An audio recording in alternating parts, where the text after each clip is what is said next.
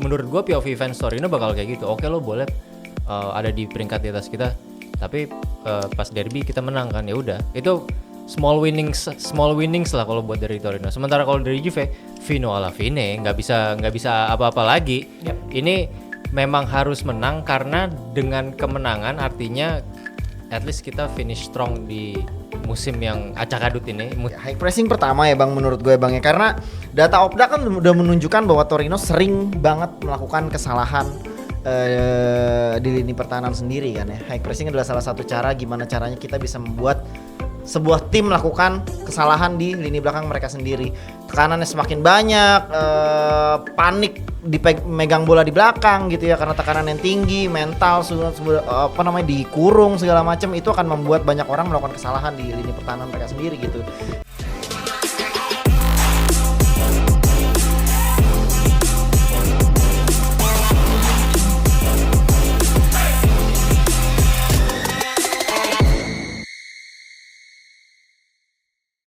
Derby della Mole ya. Jadi kita ada di sebuah derby di pertandingan terakhir musim ini.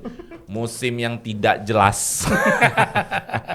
Karena kalau grafik harusnya growth bertumbuh, tapi malah lah begini nih. Anti klimaks. Ya. Jadi kita mau bikin preview ya untuk Derby della Mole, pertandingan terakhir melawan Torino. Kenapa sih derby harus di pertandingan terakhir? Kenapa nggak di tengah-tengah aja sih? Yang ngocok undian dulu siapa sih nih?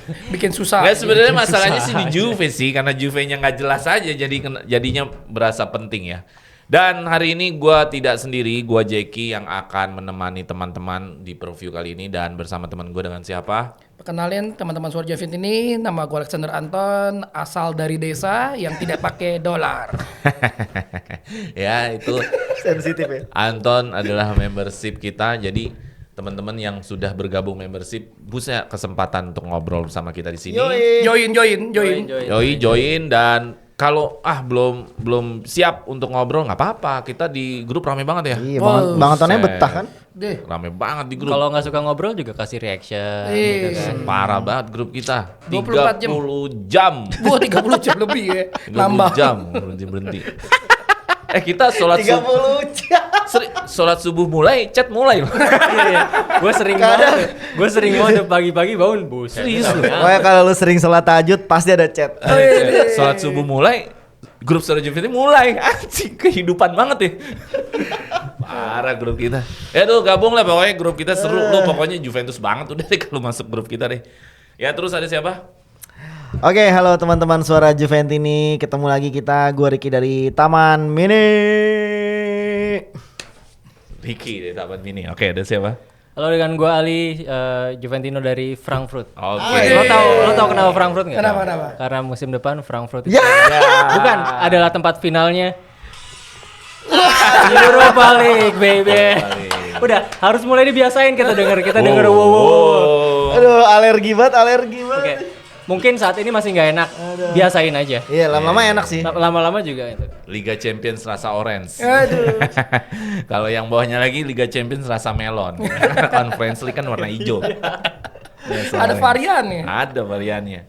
Oke, gue langsung aja. Sebenarnya kalau yang benernya nih, lu tuh harusnya udah juara. Kalau yang benernya, itu yang bener ya, tim yang bener udah juara liga. Nah, yang bener kedua dah, lu udah lolos Liga Champion. Yang bener kedua. Nah, kita bener satu enggak, bener dua enggak. Bener tiga juga, pemainnya juga pada lesu semua, nggak ada yang dipanggil timnas. Ada yang berantem pula ya. Ada yang kena denda gara-gara berantem. Tapi seru loh ngeliat Brazil yang timnas, yang Neymar banyak ini.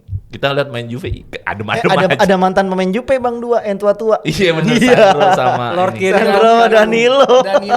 Jadi di pertandingan Gila, terakhir ini Brazil. menggambarkan situasi bahwa Juventus tuh menjalani musim ini bukan musim terbaiknya ya. Karena kalau ngomongin terbaik, harusnya kita lebih baik dari musim lalu, benar nggak? Betul. Iya kan? Ini mengulang.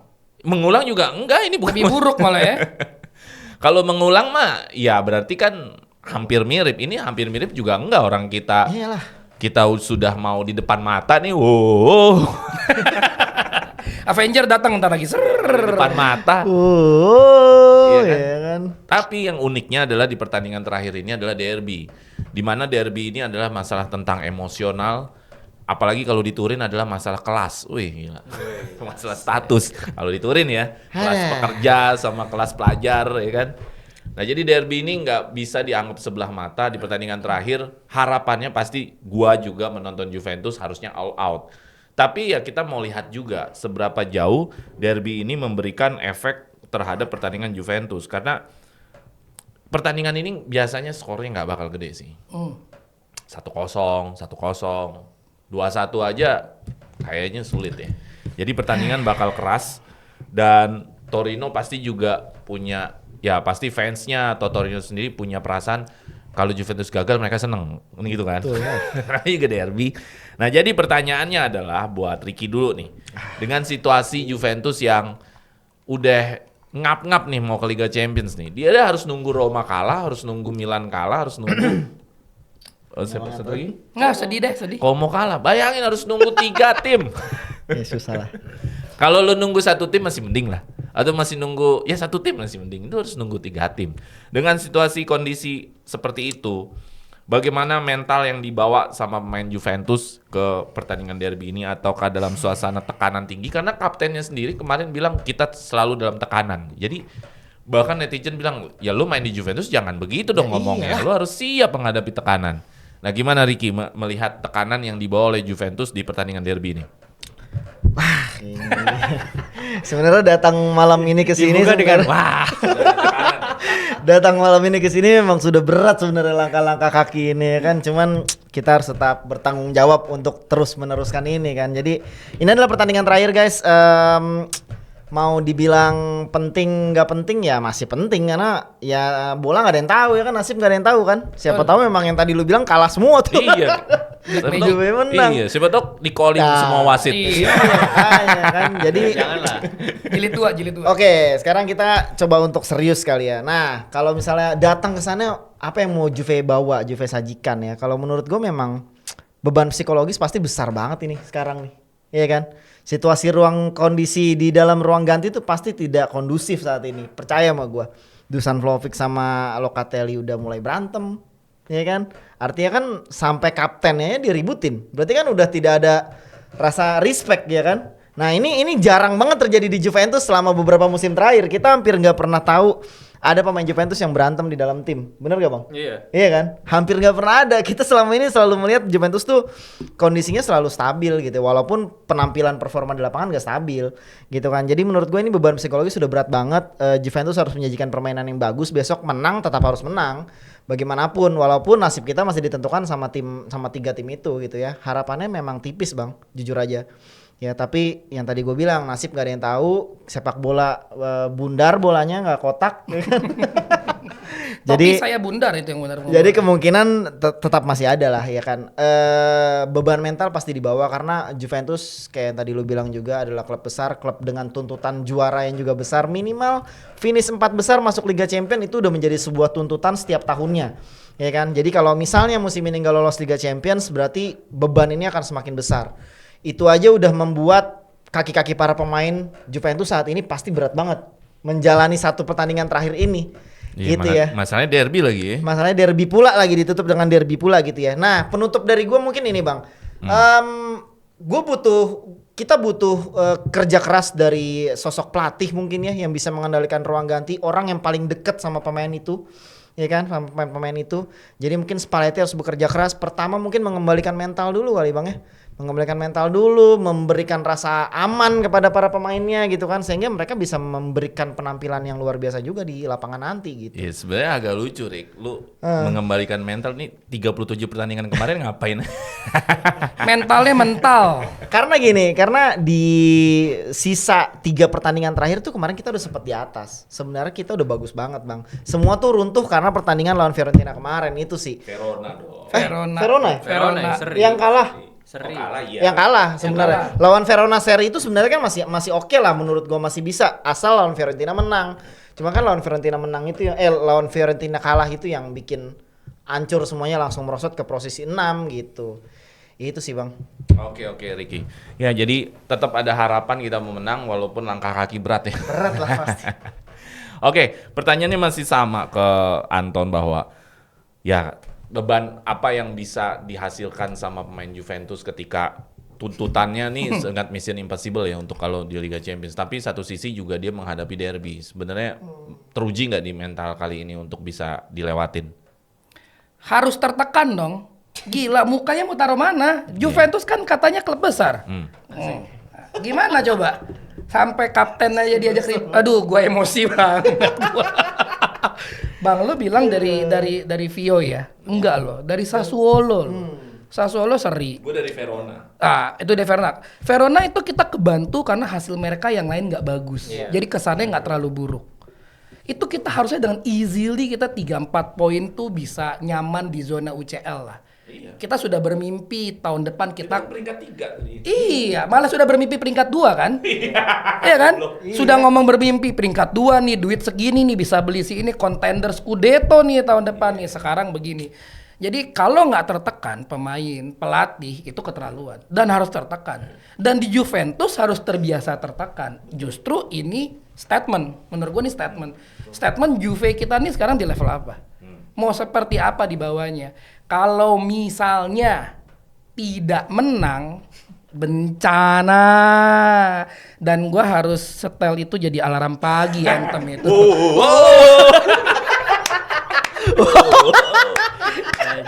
Pasti bangun langsung anjir. Liga Seriusan, Champions. seriusan. Gue bakal putar tuh jadi alarm gue nanti. Alarmnya azan subuh aja. Mualaf dong saya berarti kan. Siapa tahu tiba-tiba respon wudu gitu. Iya. Maaf keluarga saya belum siap. Kembali ini ujian kedewasaan untuk Spalletti, naikin mental. Ujian kedewasaan Loka sebagai kapten. Dan ujian bagi pemain yang pantesnya, siapa yang pantes stay di Juventus. Kelihatan. Lo kalau pertandingan terakhir ini tidak sesuai harapan, wah, disaster bro, disaster. Ngeri sih emang. Kalau kalah masih ada kesempatan merosot ke conference gak? Bisa. Enggak ada, udah Beda- aman, beda itu udah dulu. aman, itu Aman, udah aman. Bro, jangan menambah, jangan menambah. Iya, aman. Gua soalnya nggak tahu Asli, anthemnya conference kayak apa. Liga sekacau itu Juventus gua anjir. belum sampai Liga Champions rasa melon. Baru rasa Sampai orange. sekhawatir itu gila. Liga Masih orange, Champions, masih orange ya. Parah. Oke Li, pertanyaannya beda. Ini bukan masalah mental, tapi lebih ke derbynya. Sejauh mana derby ini penting buat Torino dan buat Juventus? Karena dari sisi Juventus punya peluang untuk Liga Champions. Tapi kalau dari sisi Torino, mereka sebenarnya tidak perlu apa-apa. Tapi pasti mungkin dari sisi fans ya pasti kan dia seneng ngelihat Juve terpuruk kan. Ya namanya juga derby, lu pasti seneng lah kalau ngelihat rival terpuruk. Nah apakah itu juga berimpact sama si Torinonya akan lebih gila mainnya, akan lebih ya kalau kemarin Kay juga bilang tuh Fiorentina kalau lawan Juve 200 kali lipat aja pokoknya semangat. Bener juga, 200 kali lipat aja semangatnya. Apa begitu juga nih Torino nanti melihat walaupun Torino secara posisi dia nggak udah Iya, ya udah nggak ada perlu apa-apa lagi sebenarnya. Gimana tentang derby ini? Local pride pasti ada lah. Ini derby syarat sejarah, syarat gengsi, apapun prekondisinya. Jadi menurut gue sih Torino sendiri dan juga fansnya akan menjadikan ini big deal. Ibaratnya gini deh, musim ini ketika kita menang lawan Inter senang kan, meskipun yang juara Inter, at least kita ada bragging right. Oke lo boleh juara tapi kita menang. Ya. Sama aja. Menurut gue POV fans Torino bakal kayak gitu. Oke lo boleh ada di peringkat di atas kita.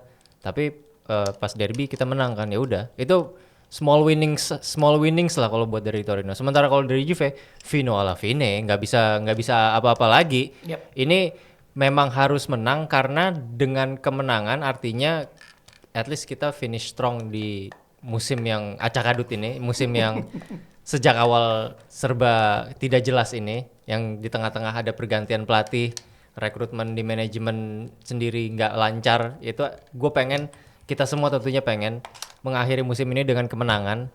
Dan satu lagi, kemenangan ini sebenarnya menjaga asa. Kan kita nggak tahu pertandingan lain Milan kayak gimana, Como kayak gimana, Roma kayak gimana. Fokusnya adalah yang penting harus menang dulu. Yeah. Di sini gue juga pengen menyoroti memang mental tim tuh harus dijaga.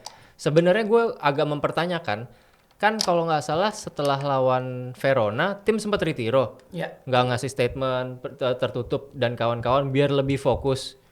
Setelah itu lawan Lecce jatuhnya menang. Ya. Terus kenapa itu nggak diterusin aja sih sampai akhir musim? Kenapa lo masih harus ada gimmick jersey baru lah? Lo bikin konten ya udahlah lo sorry duitnya seberapa sih dibanding gak lolos Liga Champion dibanding kehilangan potensial pemasukan 100 juta duitnya seberapa sih kayak jadi gue ngeliat itu kayak oke lah lo bilang mental harus jaga tapi sementara fokus tim mau nggak mau terpecah gitu loh itu big question mark buat gue di situ. Kesalahan itu harusnya at least bisa lah lo tebus sama menang di pertandingan terakhir ini.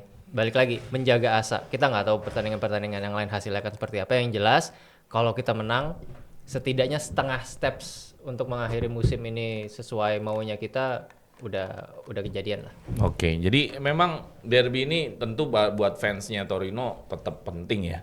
Sama fans Juve juga. Iya. Emang lo nggak suka tiap habis menang derby Torino Bianconera gitu kan asik. Iya. Cap gue tambahin Cap. Apa? Kalau yang masalah pemain Juve mentalnya sekarang udah tidak benar-benar untuk di pertandingan.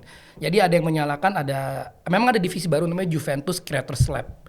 Itu yang sekarang meliput semuanya dari berbagai sisi, dari kehidupan pribadi, kemudian gimmick-gimmick. Jadi kadang-kadang tuh nggak apa-apa lah gue nggak menang, tapi gue tetap laku di Instagram. Gue lihat tuh podcastnya yang Iya. Italian football kan. Betul. Iya, dia bilang ini harusnya ditutupnya nggak jelas Iya, nih. Gitu. jadi udah bukan memenangkan pertandingan, gue kalah nggak apa-apa, gue tetap dicintai kok sama fans gue. Nah itu membuat bahwa ya udah kemenangan itu bukan nggak berarti. Yang penting branding gue naik. Nah itulah. Ya buat apa keren tapi nggak menang gitu Nah gua kalau kita maunya gitu kan, buat apa keren kalau nggak menang kan gitu. Ya nggak perlu Juve Lab, ada suara Juventini. Iya. Juventus tinggal kontak kita aja. Amin. Oke, pertanyaan kedua adalah gini. Maksudnya materi kedua adalah kita bicara tentang hal-hal teknis tapi tidak terlalu dalam. Gue melihat salah satu data otak ini mantep nih. Datanya adalah begini. Juventus dan Torino adalah dua tim yang paling banyak melakukan kesalahan blunder di Serie A selama 37 pertandingan. Torino-nya ranking 1, Juve-nya ranking 2. Jadi sama-sama goblok. Sama-sama goblok Satu kota bertanding. lagi. Iya, sama-sama goblok bertanding. Jadi tinggal siapakah yang blunder duluan? Nah, ini pertanyaannya kan tinggal begitu. Siapakah yang bikin blunder duluan untuk bisa memenangkan pertandingan? Nah, masuk ke dalam situ mungkin buat Ali dulu. Ketika kita ngomongin blunder, berarti kan harus ada trigger untuk memblunder kan? Ya. Biasanya trigger untuk pemain melakukan blunder biasanya kena pressing. Kena pressing, mereka salah passing, salah oper, atau salah kontrol. Nah, perlukah Juventus melakukan trigger itu terhadap Torino dari menit awal, ataukah Juventus biarin saja memancing Torino untuk masuk ke area kita sehingga kita lakukan counter attack? Menurut lu triggernya seperti apa untuk membuat kesalahan pada mereka?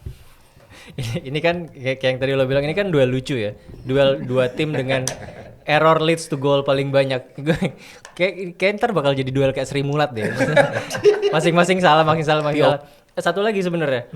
Selain gue mau meng-highlight di Juve-nya ya.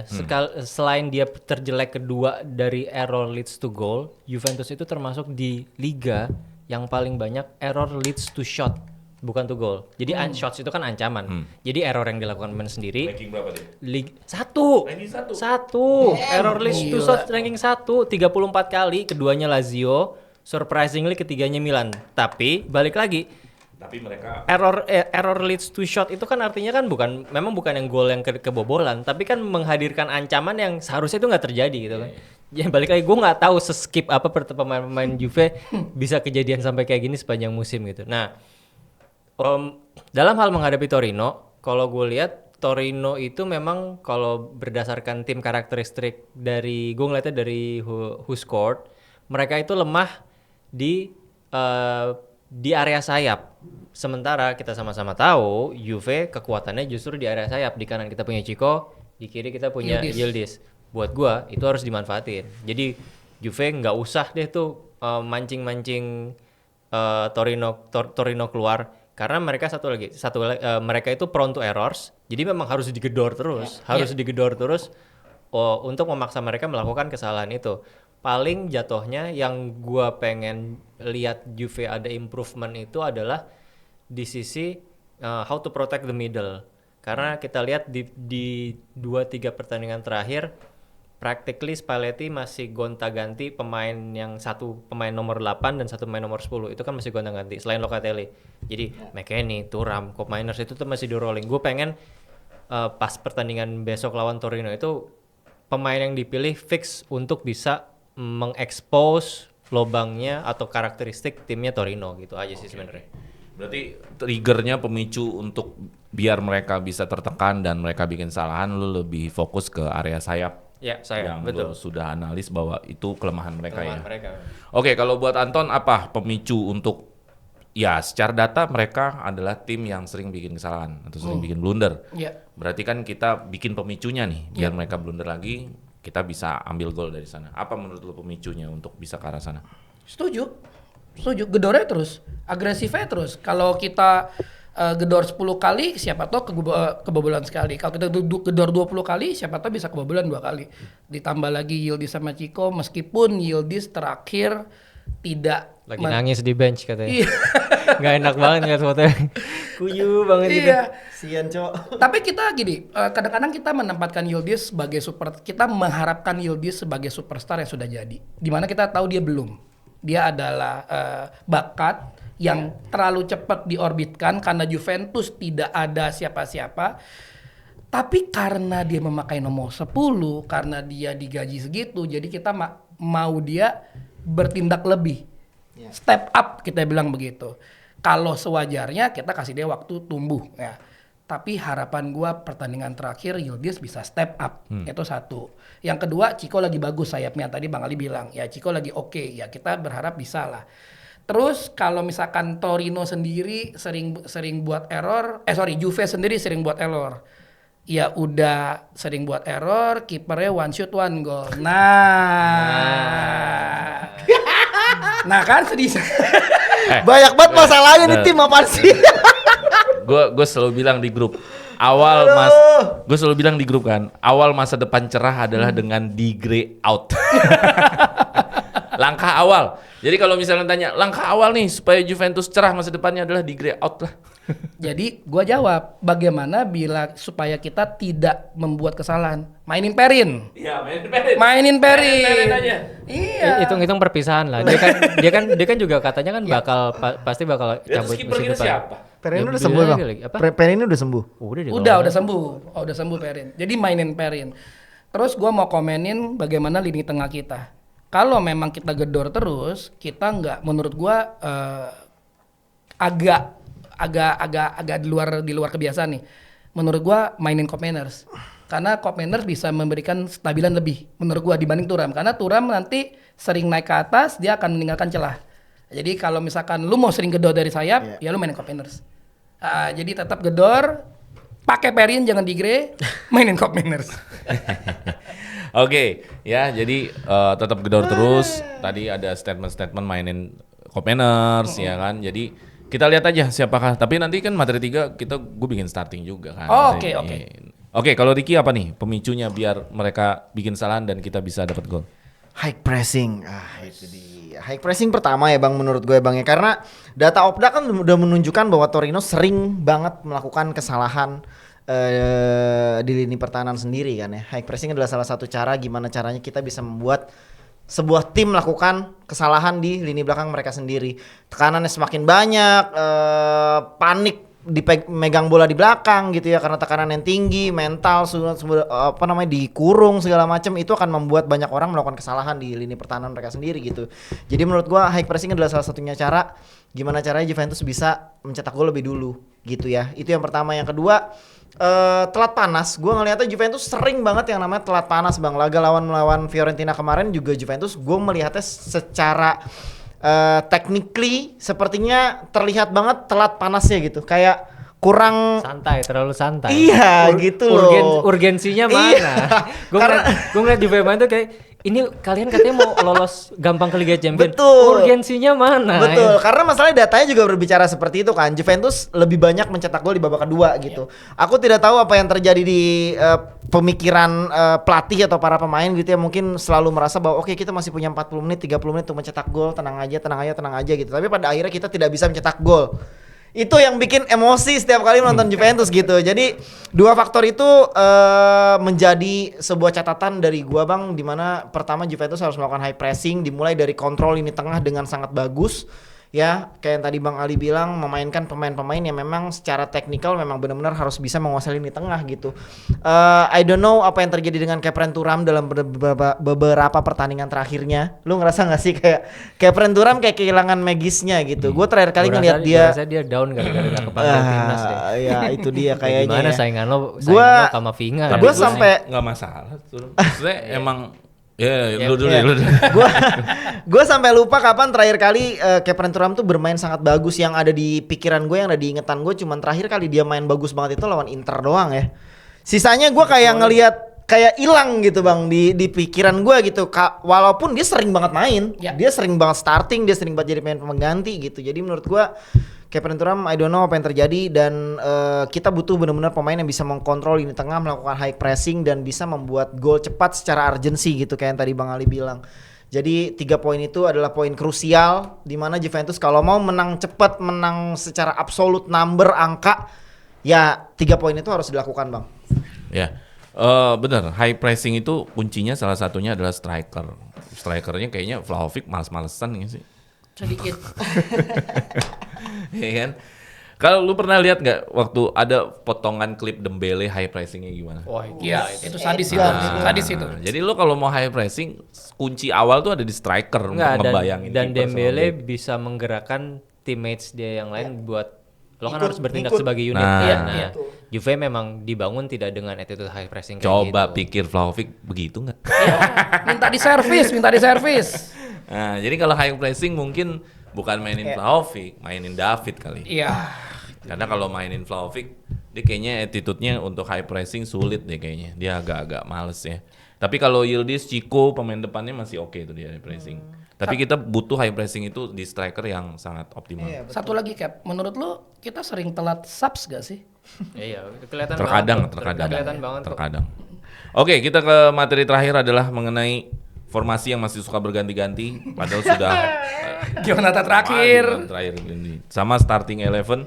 Mungkin ke Anton dulu. Menurut lu terakhir akan pakai formasi apa? Dan menurut lu lebih baik pakai formasi apa? Cuma ada 2 formasi doang Spalletti mah. Iya. 4-2-3-1 atau 3-4-2-1 Iya. plus starting 11-nya seperti apa? Ya, 4-2-3-1 Perin ya guys. Sampai si Spalletti bilang, gue mau ngomong apa kalau sekali shoot langsung gol? Wah, pelatih ngomong gitu. Tadi Dia ngomong gitu. Udah nggak ketolong ya di post match interview dia bilang, gue bisa apa kalau memang statistiknya berkata 40.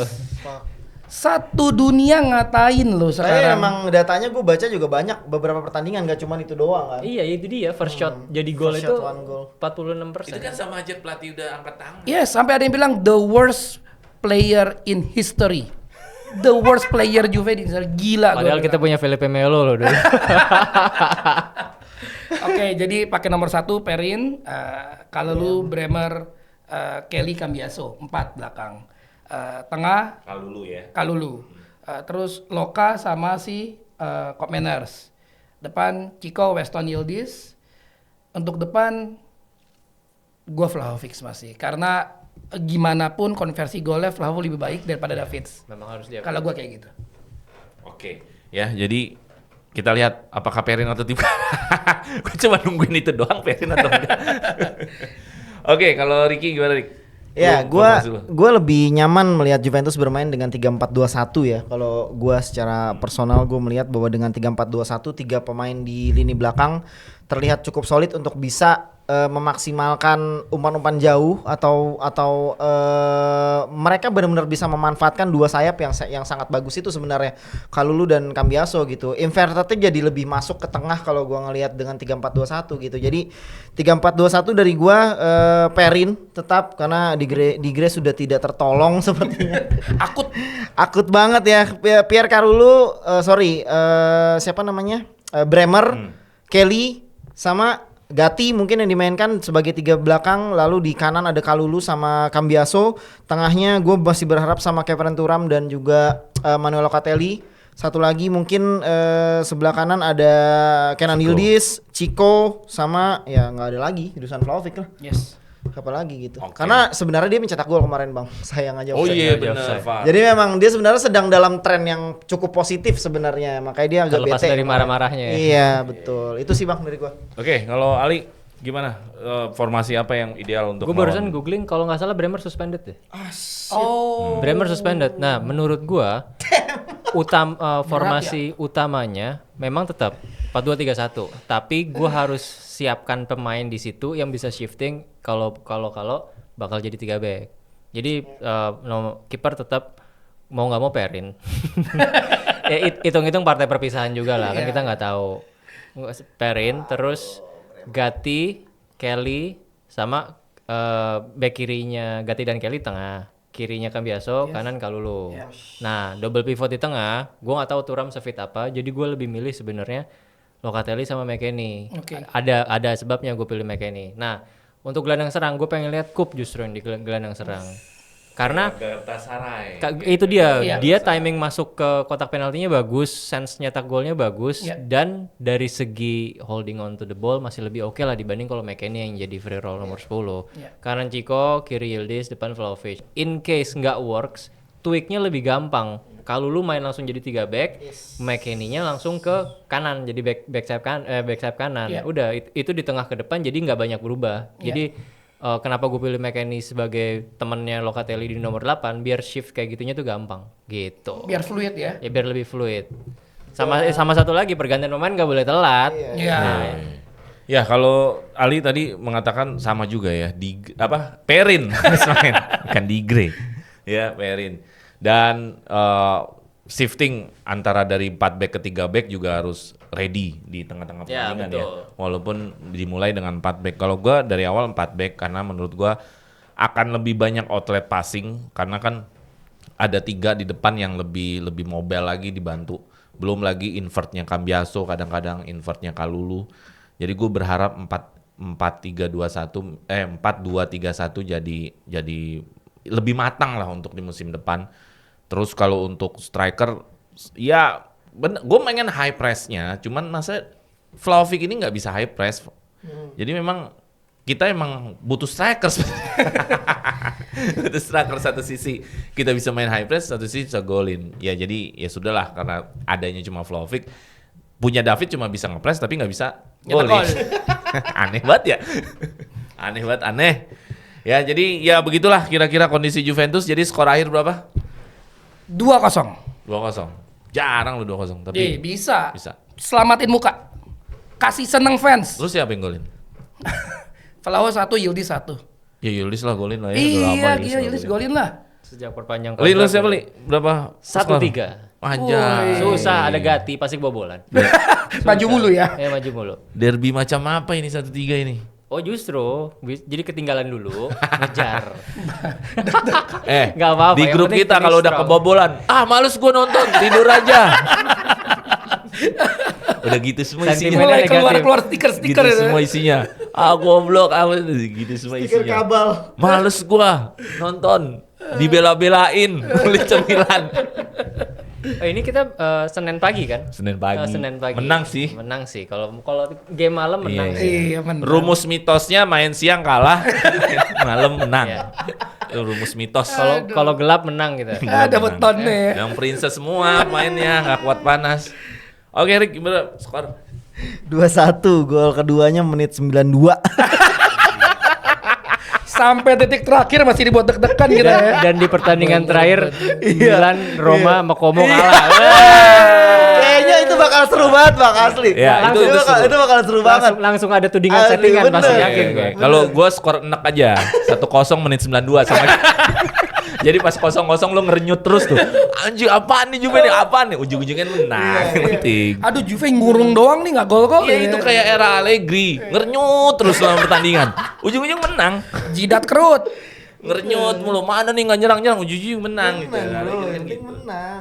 Oke gitu aja teman-teman ya preview kita di akhir musim ini, nggak terasa kita satu musim Ya kita emang gila ya, mau lawan Lecce preview, mau lawan Cagliari ada preview, ada review. Kadang-kadang suka dikomentarin, ngapain lawan review dong lawan Lecce. Makanya kita udah terlalu gila sih. Kita udah di atas gila kayak. Kalau gue bilangnya lo belek tangan gue darahnya hitam putih. Anjay. Oke teman-teman, jangan lupa share, like, and subscribe, dan kita juga ada barcode-nya di situ. Beri sumbangsi kita supaya kita bisa ke Turin, langsung mengabarkan kalian. Amin. Turin. Oke, Vino alla fine. Forza Juve.